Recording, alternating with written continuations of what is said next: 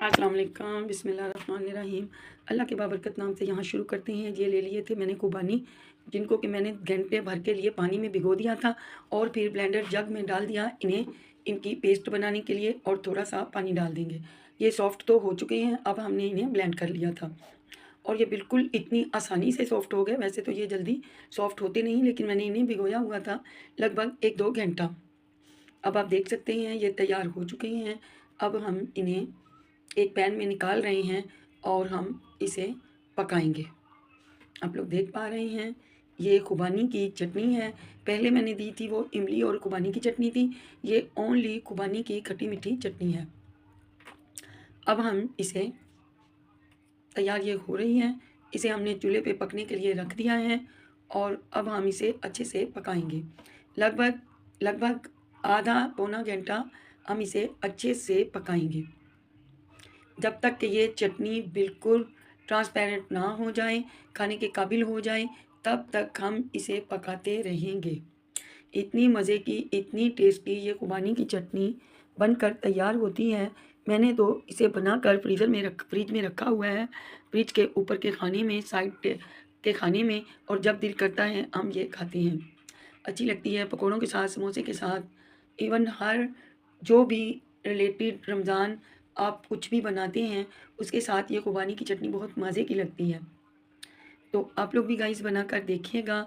आप इसमें chilli flakes डाल सकते हैं, नमक डाल सकते हैं, हल्दी डाल सकते हैं, जो आपका मन चाहे, काली मिर्च डाल सकते हैं। मेरे बच्चों ने खानी थी तो मैंने इसको बहुत ज़्यादा स्पाइसी नहीं किया, नॉर्मल रखा था और नॉर्मल बेस पे ही हमने इसे बनाया था। अब हम इसमें नमक डालेंगे, आपके पास हो तो आप काला नमक हाफ़ चम्मच डाल दीजिए और फिर इसे खूब अच्छे से पकाइए। पकाते-पकाते इसका कच्चापन ख़त्म हो जाएगा और फिर हम इसे ये खाने के लिए रेडी होगी। आप इसको रख सकते हैं फ्रिज में 8-10 दिन के लिए, 15 दिन के लिए, ये ख़राब बिल्कुल भी नहीं होती। आप इसमें 2 चम्मच जो हैं सिरका डाल दीजिएगा और काफ़ी दिन के लिए आप महफ़ूज़ कर सकते हैं। बाहर मत रखिएगा, फ्रिज में रखिएगा। और ये चटनी हर स्नैक के साथ अच्छी लगती है। इवन के चिकन की मसालेदार बोटियाँ हों, उन्हें आपने रोस्ट किया हो, उसके साथ भी ये चटनी जाती हैं।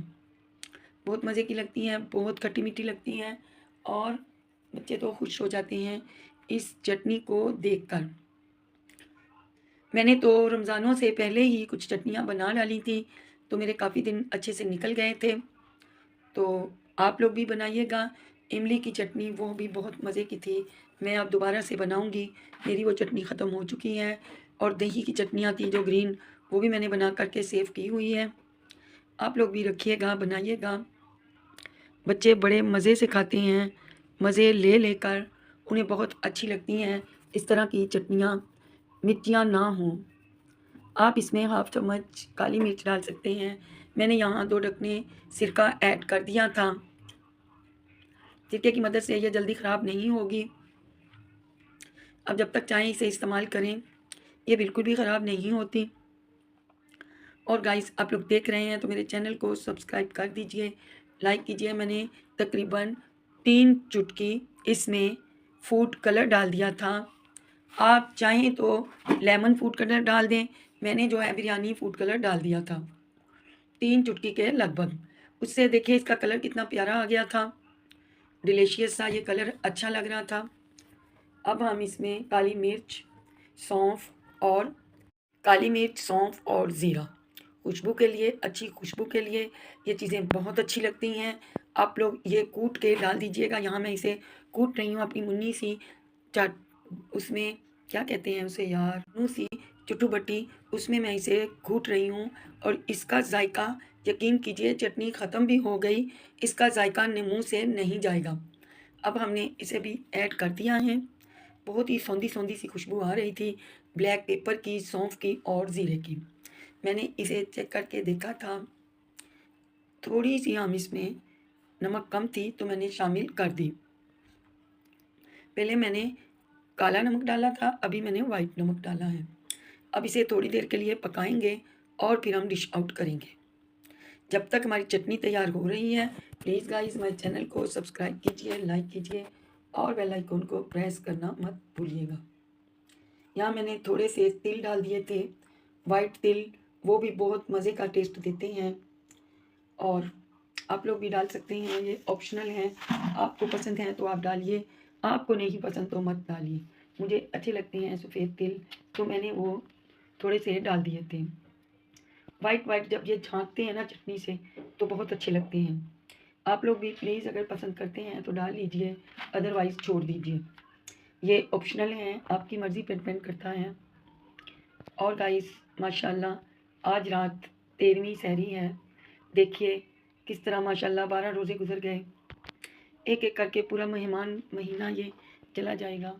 अगले साल ज़िंदगी होगी, रमज़ान तो वापस आएगा, लेकिन इंसान ज़िंदगी होगी तो वापस आएगा, वरना नहीं।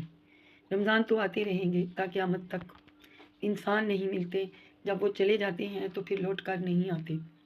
इसी तरह मेरे अब्बू भी पिछले साल माशाल्लाह ठीक थे और इस रमज़ानों में नहीं हैं। बहुत सारे हमारे प्यारे बिछड़ गए जो लौट कर नहीं आए। इसे मैंने ज़मीन पे थोड़ा रूम टेम्परेचर पे ले आई थी, ठंडा हो जाए तो फिर हम इसे एक कंटेनर में डाल देंगे।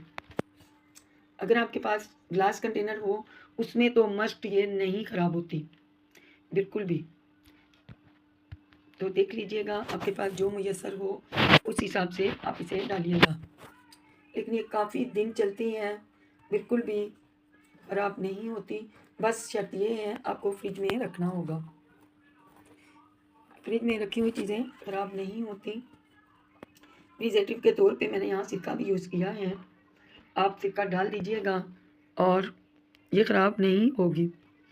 जब तक हमारी रेसिपी हो रही है प्लीज़ गाइस हमारे चैनल को सब्सक्राइब कर दीजिए, लाइक कीजिए और हमारी रेसिपी को पूरा देखा कीजिए।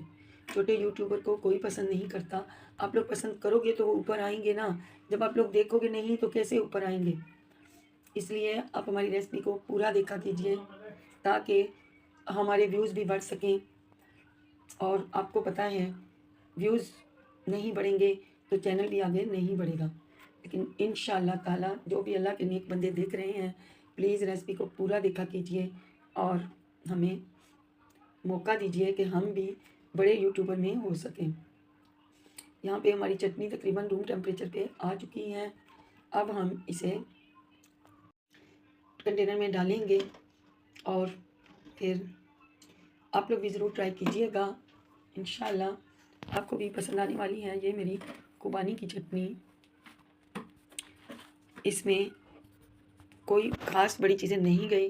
मैंने तकरीबन 1 प्याली खुबानी ले ली थी, हाफ़ चम्मच काली मिर्च, हाफ़ चम्मच सौंफ, हाफ़ चम्मच ज़ीरा, हाफ़ चम्मच काला नमक, हाफ़ चम्मच ही सफ़ेद नमक। बस ये इंग्रेडिएंट्स हैं। कौन सी इसमें कोई ऐसी चीज़ें हैं जो कि आपके घर में अवेलेबल नहीं या आपके पास नहीं है, कोई इसमें बड़ी बात नहीं। प्लीज़ गाइस प्लीज़ आप लोग ज़रूर पूरा देखा कीजिए, तो ही तो आपको पता चलेगा कि आखिर हमने क्या बनाया है। ये देखने से पता चलता है, दूर से टच करने से पता नहीं चलता। यहाँ हम इसे डिश आउट कर रहे हैं। मेरी ये लगभग 1 किलो के करीब तैयार हो चुकी थी। बाकी मैंने दूसरी डिब्बी में डाल दी थी, एक कंटेनर भर दिया था और काफ़ी दिन मेरी ये चटनी जो है इस्तेमाल हुई है।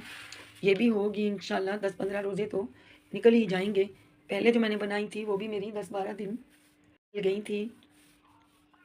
प्लीज़ गाइस आप लोग एंड तक देखिएगा मेरी इस रेसिपी को और फॉलो कीजिएगा, लाइक कीजिएगा और प्लीज़ आप लोग रोज़े रखते हैं तो प्लीज़ हमारे चैनल को देखा कीजिए, लाजमी वॉच कीजिए। यहाँ मेरा कंटेनर भर गया था।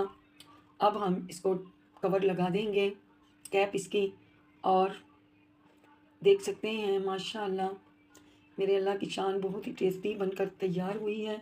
और एक छोटी डिब्बी भी भर गई थी। और गाइस इस तरह की मैं रेसिपियाँ लेकर आपके लिए आती रहूँगी। मैं हिम्मत हारने वालों में से नहीं हूँ इंशाअल्लाह। और प्लीज़ प्लीज़ प्लीज़ मेरे चैनल को सब्सक्राइब कीजिएगा, लाइक कीजिएगा और बेल आइकन को प्रेस करना मत भूलिएगा। यहाँ पे हमारी ओनली खुबानी की चटनी तैयार हो चुकी है और प्लीज़ प्लीज़ प्लीज़ इसे पूरा देखिएगा और ताकि आप भी इस तरह की चटपटी चटखारेदार चटनियाँ बना सकें। ये मेरी खट्टी मीठी चटखारेदार चटनी बहुत ही मज़े की है। और मेन चीज़ मैदे के लिए ठंडी, मैदे के लिए सेफ़, ऐसे मैदे को ठंडा कर देती है कि बस। मिलते हैं कल आपसे। अल्लाह हाफ़िज़।